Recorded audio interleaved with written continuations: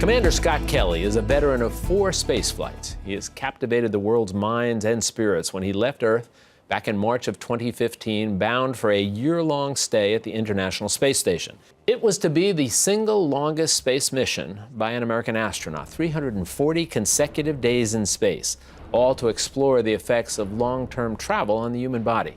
And although Commander Kelly maintained a rigorous exercise program in space, the physical toll of the voyage was evident upon his return to Earth a year later in March 2016. Scott Kelly experienced things in space and upon his return back home that very few have.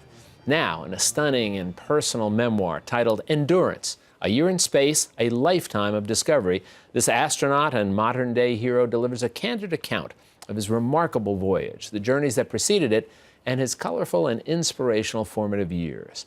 And we are delighted to have Commander Scott Kelly joining us now to talk about this. So nice to meet you. And it's a pleasure to have you here with us. Thank you very much. I want to talk to you about some of the specifics of this mission, and since you've come home. What was the idea behind the mission? I mean, people have talked about it, but specifically for this mission, what were the top concerns, the top things that NASA and that everybody was hoping to get from this mission? So someday we're going to go to Mars. And, hopefully that's sooner rather than later, but it's going to be a long trip. It'll take over 200 days to get there. You'll have to spend a year on the surface. It'll take a long time to get back.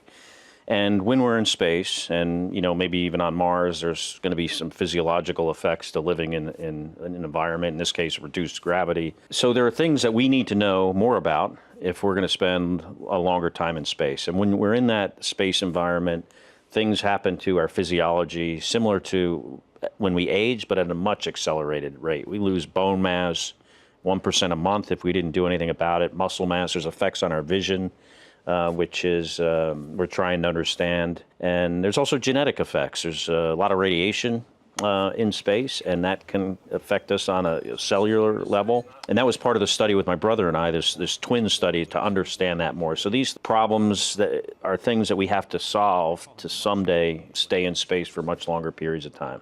As you look back on it now, since you have been home, what is it that we learned that you think we'll be able to utilize moving forward based upon your year in space? A lot of the results are not out yet. The stuff I do know about I think is somewhat interesting. I didn't lose, twice as much bone mass in space as I did the last time. It seems to, at least in my case, has just kind of leveled off. You lose a certain amount. Isn't that interesting? Yeah. 6 months was some level. You would think, okay, a year's going to be twice that. Yeah, but it wasn't. It wasn't, which is interesting when you have a hypothesis and then the results is something completely different.